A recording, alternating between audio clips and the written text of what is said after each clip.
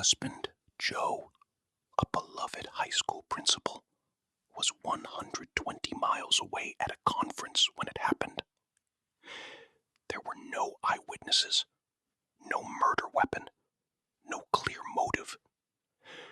But a detective with just 40 hours of training looked at a flashlight found in Joe's car and declared with total scientific certainty that the tiny specks on its lens proved Joe pulled the trigger. Joe Bryan spent 33 years in prison, and the science that put him there? It wasn't science at all. Last time, we exposed how microscopic hair analysis, used in hundreds of American trials, was found to be wrong in 96% of the cases reviewed by the FBI. We revealed how bite mark evidence, still legal in most U.S. states, has never been validated by a single peer-reviewed study. Today, we go deeper. Because bloodstain pattern analysis, the CSI technique you've seen dramatized on every crime show, has an error rate that should have ended its courtroom career decades ago. But it didn't. And real people paid the price. The idea behind bloodstain pattern analysis, or BPA, sounds genuinely impressive. Blood follows the laws of physics. When it drips, it falls in a predictable arc. When it hits a surface, the shape of the stain tells you the angle it came from. Measure enough stains, and in theory, you can work backwards, tracing every drop to a single point in space, the exact spot where the crime happened. Prosecutors loved it. Juries believed it. And for decades, experts took the stand and spoke with the confidence of engineers building a bridge. But treating blood like a simple projectile is where the science completely breaks down. Blood is a complex, non-Newtonian fluid, meaning its thickness and viscosity change instantly depending on the force applied to it. When a 40-hour trained expert looks at a stain, they assume every surface reacts like a flat laboratory tile. In reality, a blood drop hitting a rough wooden floor, absorbent denim jeans, or a smooth ceramic tile will create completely different shapes, even if dropped from the exact same height and angle. By ignoring surface dynamics and fluid mechanics, these analysts weren't practicing physics, they were guessing. There was just one problem.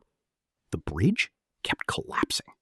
In 2021, the largest study ever conducted on bloodstain pattern analysis was published in the journal Forensic Science International. Researchers gathered 75 practicing bloodstain pattern analysts, the same type of experts who testify in murder trials, and gave them 192 bloodstain patterns to evaluate. The results were devastating. On samples where the correct answer was already known, the analysts gave the wrong conclusion 11.2% of the time. And it gets worse. When two analysts looked at the exact same stain, their conclusions contradicted each other 7.8% of the time. Pause. Small reset. 2 seconds. Think about that for a moment. Two trained experts, one bloodstain, two completely different stories. And both of them might testify against you in court. Here is a question worth sitting with. How much training does it take to become a bloodstain pattern expert in an American courtroom? A doctor needs 11 years. A pharmacist needs 6. A licensed electrician needs 4.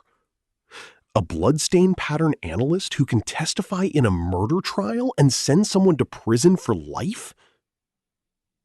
1 week, 40 hours, the same amount of time it takes to learn basic Excel.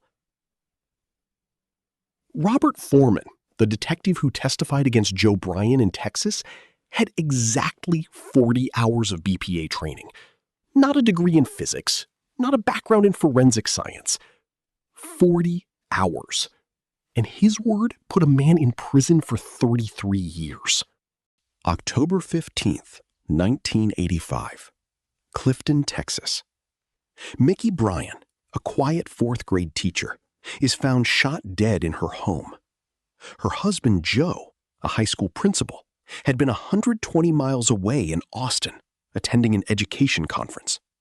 Colleagues confirmed he was there. Hotel records confirmed he was there. But 4 days after the murder, Mickey's brother borrowed Joe's car, and when he opened the trunk, he found a flashlight with what appeared to be tiny specks on the lens. Detective Robert Thorman examined those specks. He declared they were backspatter, blood that had splashed backward when a gun was fired at close range. And he testified in court that this proved Joe was holding the flashlight while he pulled the trigger. Pause 1 second. There was one detail Thorman admitted in court, almost in passing. He had never actually chemically tested whether those specks were blood. He had simply assumed it by looking at them. Decades later, independent forensic scientists actually put that flashlight under proper laboratory conditions. The truth was damning. Those microscopic specks weren't even human. 31 years into Joe Bryan's sentence, Detective Robert Thorman filed a sworn affidavit with the court. In it, he wrote words that should have freed Joe Bryan immediately.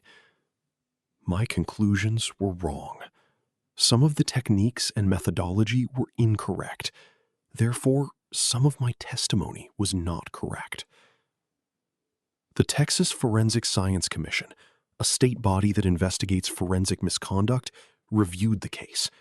Their conclusion was blunt.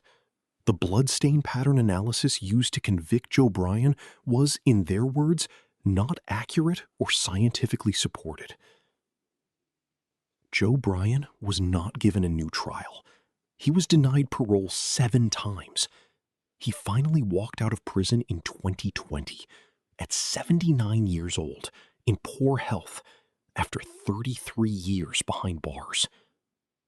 The man who put him there, he kept his pension. You might assume that after cases like Joe Bryan's, after studies showing error rates in the double digits, after experts publicly admitting their own testimony was wrong, that bloodstain pattern analysis would be restricted, reformed, or banned outright. It hasn't been. BPA is still admissible as evidence in courtrooms across the United States. The 2009 National Academy of Sciences report called for sweeping reforms. The 2021 accuracy study confirmed the discipline has no verified error rate. And yet, as of today, there is no federal standard requiring analysts to be accredited, no minimum scientific training requirement, and no national ban.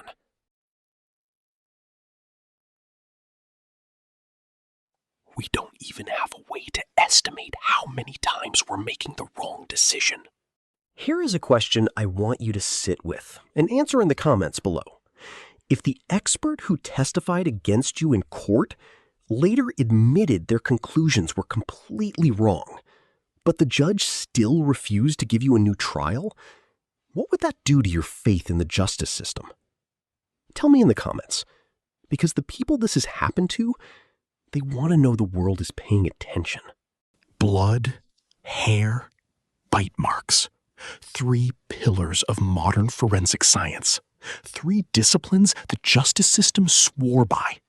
3 systems now proven to be dangerously unreliable. But what if I told you there is a 4th? One that has been used in thousands of cases across the world, that requires 0 scientific training, that has never been validated by a single independent study, and that right now, today, someone is sitting in a prison cell because of it.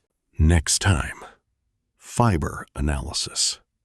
The science that threads together the wrong man.